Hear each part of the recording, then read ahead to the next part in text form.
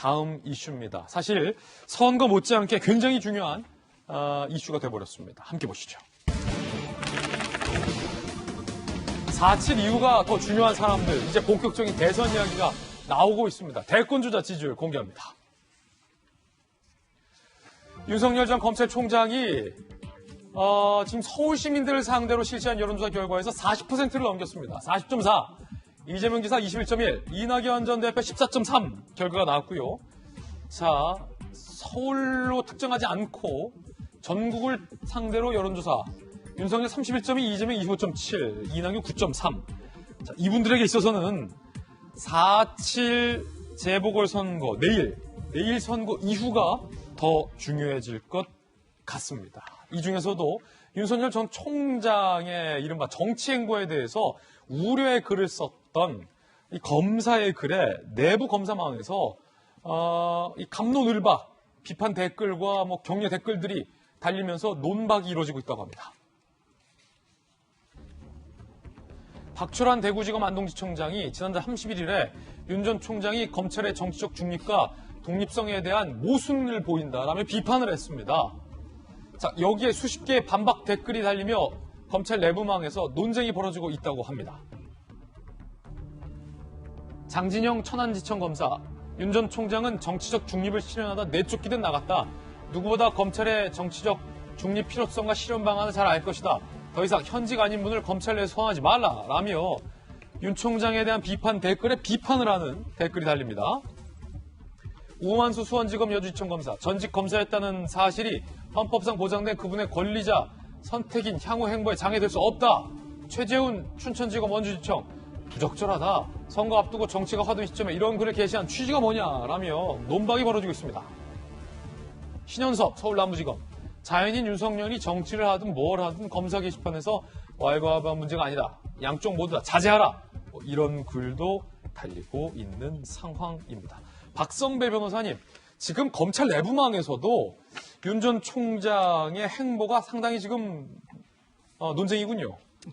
검찰 내부에서 오히려 윤 전 총장이 사퇴한 이후에 논쟁이 상당히 활발히 이어지고 있는 것 같습니다. 무엇보다 윤 전 총장이 사실상 정치 행보를 본격화했기 때문으로 보이는데, 검찰 내부에 재직하고 있을 때는 검찰 내부 구성원들이 총장을 중심으로 외풍을 막아내기 위한 노력을 지속해왔다면, 이제는 사퇴한 이후에 윤 전 총장의 정치 행보에 대해 어긋난 서로 상반된 시각을 보여주고 있습니다.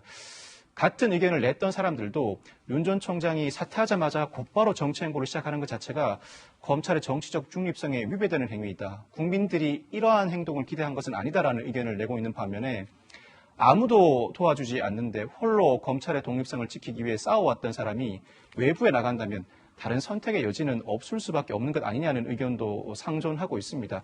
사실 검찰 내부에서 검찰 조직 구성원이 재직하고 있다가 나간 이후에 정치 행보에 대해 이렇게 갑론을박이 오고 간 적이 있나 싶은 생각이 듭니다. 그만큼 윤 전 총장의 무게감뿐만 아니라 윤 전 총장이 가지고 있는 검찰 출신으로서의 상징성이 크다는 대목을 반증해주고 있는 것 같습니다. 그렇군요. 상징성이 크다라는 의미다.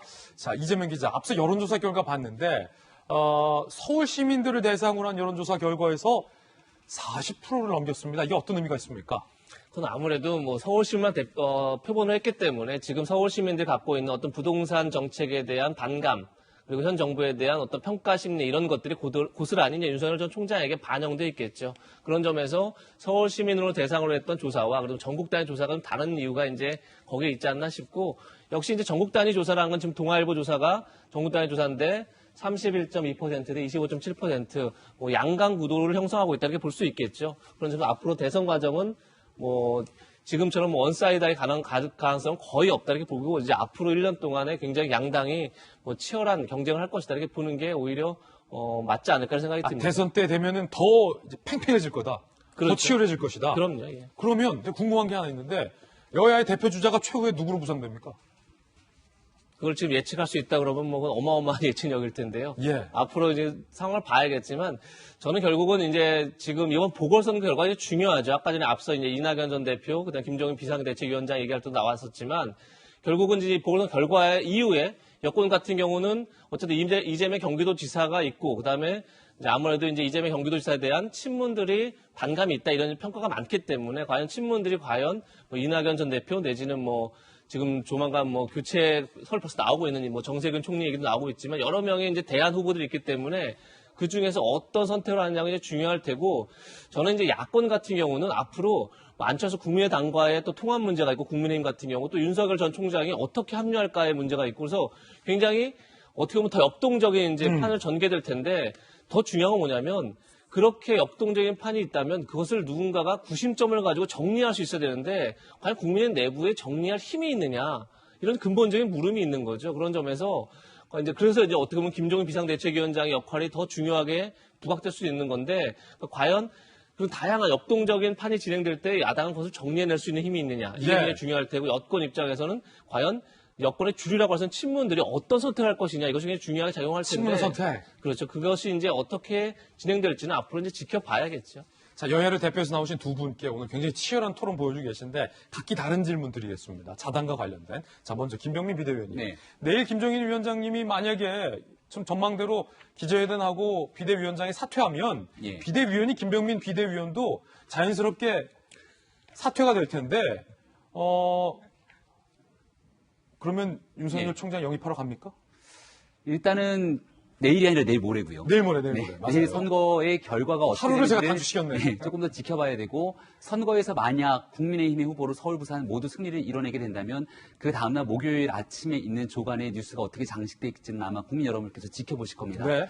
근데 올해 1월 1일 신년에 우리 돌직구쇼의 방송을 혹시 기억하십니까? 어떤 방송이었죠? 그 당시에 신년 서울시장 여론조사 쫙 깔아놓고 국민의힘에 참담했던 서울시장 후보 그리고 안철수의 유력한 후보 주자를 통해서 국민의힘 이대로 되겠는가?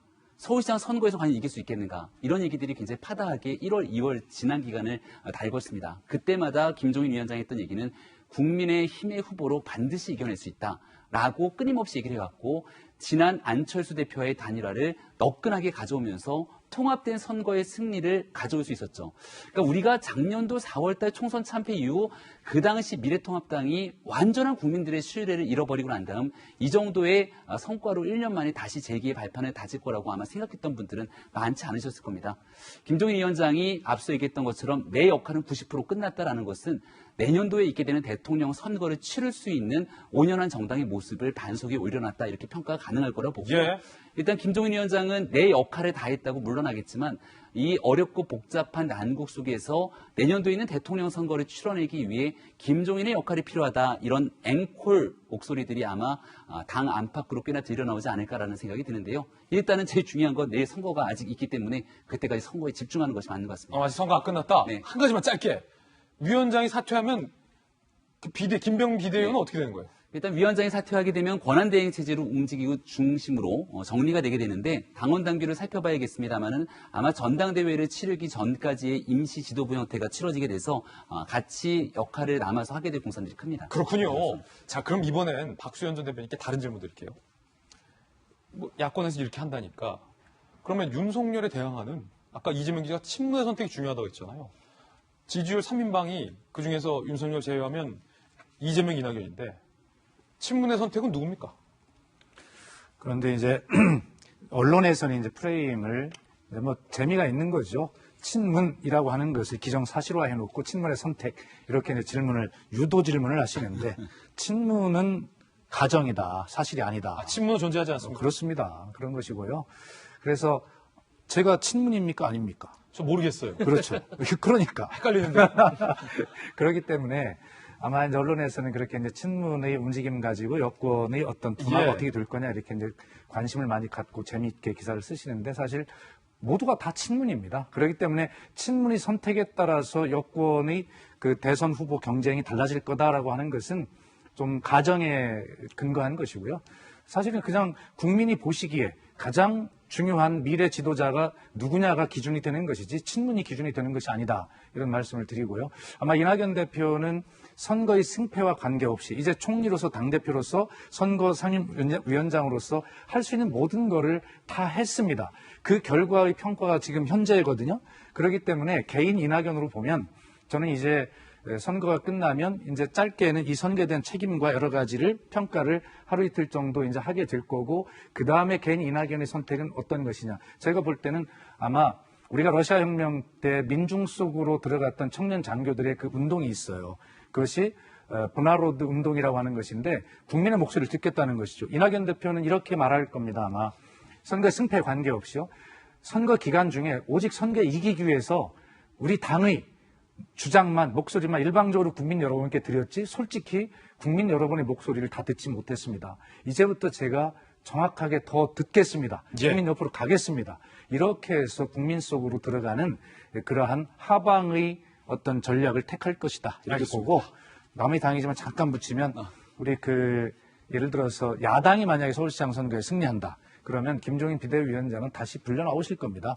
왜 그러냐면 그 승리한다면 그 작은 전리품을 가지고 그 단일화 과정에서 안철수 대표를 지지했던 그 중진들 있지 않습니까? 그 중진들이 이 당을 가지고 또 어떻게 하려고 하는 주도권 싸움을 벌일 텐데 4분 5열이 된 모습을 보일 때 김종인 비대위원장은 다시 불려올 것이다. 저는 그렇게 봅니다. 예.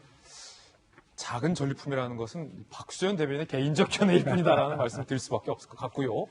자, 김진호 공수처장 논란에 대한 내용도 준비되어 있는데 마침 뉴스 속보가 들어왔습니다. 공수처가 이성윤 중앙지검장 조사와 관련된 CCTV 기록을 검찰에 제출할 예정이라는 뉴스 속보인데 좀 내용을 샅샅이 들어보니까 342호 복도 출입 장면이 담긴 영상을 제출할 예정이라고 합니다. 가장 중요한 것은 황제 조사 논란인데 면담이 이루어진 3, 4, 2호실 내부에 CCTV는 없다라는 게 공수처의 해명입니다.